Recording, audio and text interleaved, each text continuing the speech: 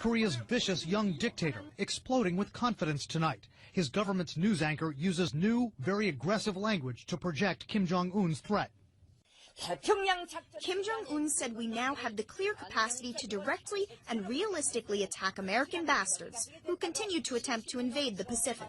Kim's just tested 2 medium-range ballistic missiles. One failed, but weapons monitors call the other one a partial success because the missile flew 250 miles and even briefly entered space. Saying that he can realistically attack Americans and not just the U.S. in general, that's a new level of threatening language from Kim, right? Yes. The potential for provocation and provocative language is enhanced by Kim by the fact that now he has the technology that goes to match the language. When Kim perfects the so-called Musadon missiles he just tested, experts say he'll be able to strike the Aleutian Islands in Alaska or U.S. military units on Guam. A U.S. intelligence official tells CNN tonight Kim's aggressive language, his celebration of this missile launch, underscores his regime's aspiration to be recognized as a nuclear power. Analysts say Kim also wants to fend off the threat he perceives from his principal enemies, who've just wrapped up a massive military exercise on his doorstep. He wants to deter America from even threatening to intervene. He wants to deter South Korea at the same time, obviously. And to do that, he wants to be able to say, I can attack American bases, kill Americans in their beds. Kim's also believed to be toughening up against the U.S., possibly to extort concessions. Any real provocation where he fires one missile off that's with a real warhead does some damage, he'll be decimated. Pyongyang will become essentially a bowl of glass, and I think he knows that. Still, there are tens of thousands of Americans in Kim's line of fire. More than 28,000 American troops are deployed in South Korea.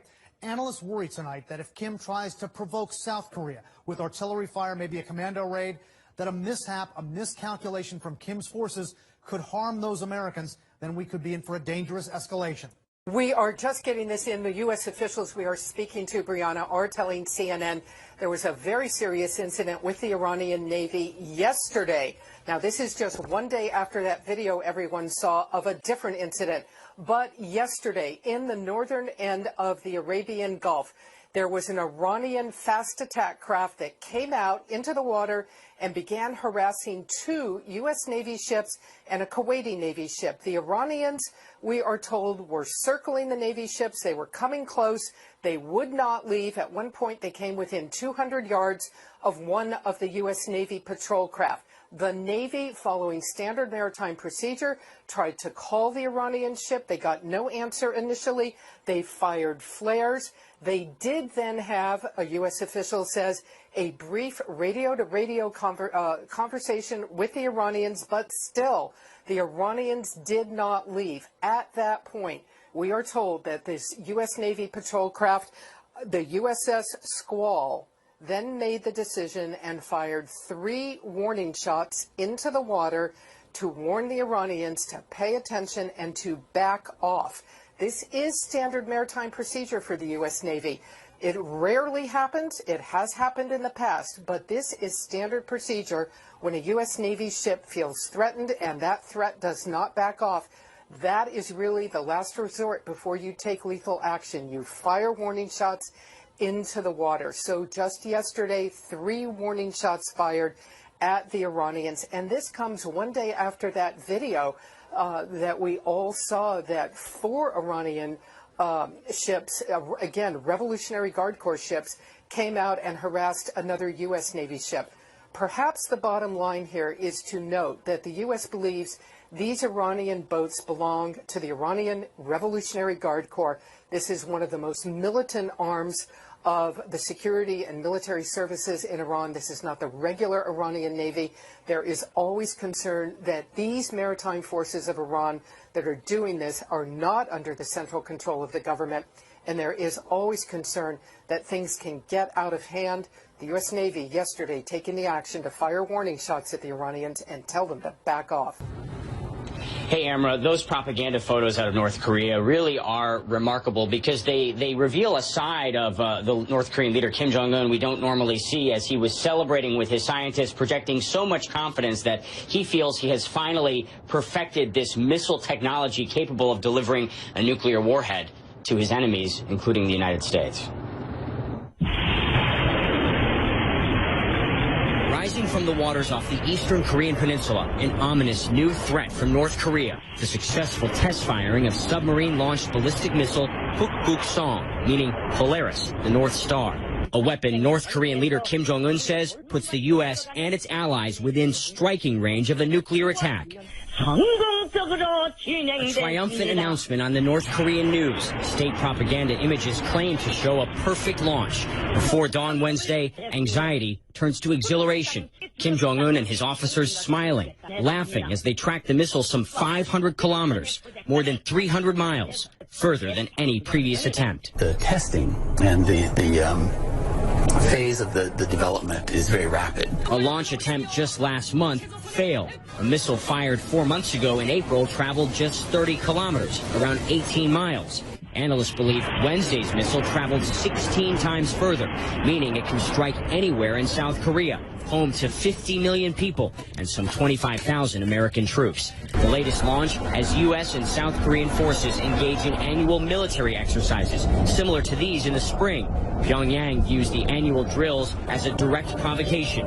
Troy University professor Daniel Pinkston says war games are vital to keep the peace. Looking at North Korea's capabilities, their development programs for weapons of mass destruction and their delivery systems, the shrill rhetoric that comes out of Pyongyang, their objectives are very clear.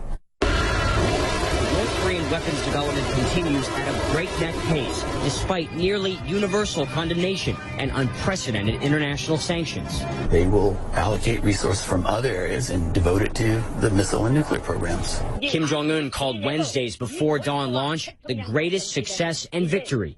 Feeling the intense pressure to succeed, one officer appears overcome with tears of joy, or perhaps relief.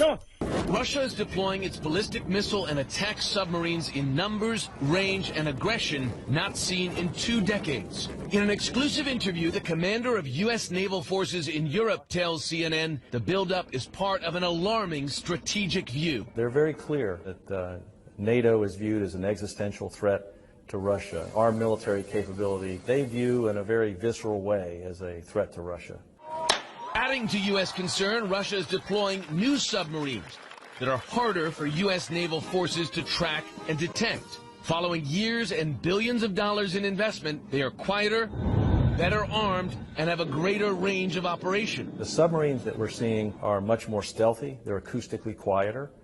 We're seeing them have more advanced weapon systems, missile systems that can attack land at long ranges. The increased Russian sub-activity is backed by a much broader military expansion. Russia is adding or upgrading some 12 naval bases across the Arctic Circle, expanding its capability to send subs in numbers through the crucial Greenland-Iceland-UK gap into the Atlantic and closer to U.S. and NATO territorial waters. Moscow has also newly stationed 6 submarines in the Black Sea, giving Russia new capability into the Mediterranean. The U.S. believes the new activity is designed to deny NATO, including the U.S., the ability to operate within Russia's so-called near abroad. Increasingly alarmed by Russia's new sub-deployments, the U.S. and its NATO allies are launching new training exercises in anti-sub warfare and deploying new systems, including the P-8 Poseidon. These are sonar buoys dropped into the water to track submarines. The plane can be equipped with torpedoes to destroy those submarines.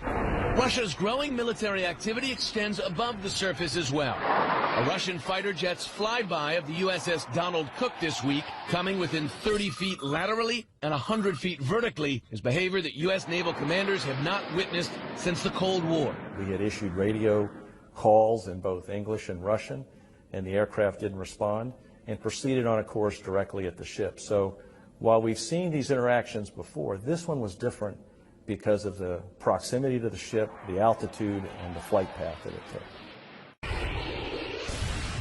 These are the big guns of Russia's modern army. The Iskander-M missile system seen launching a cruise missile during a carefully choreographed training exercise in April.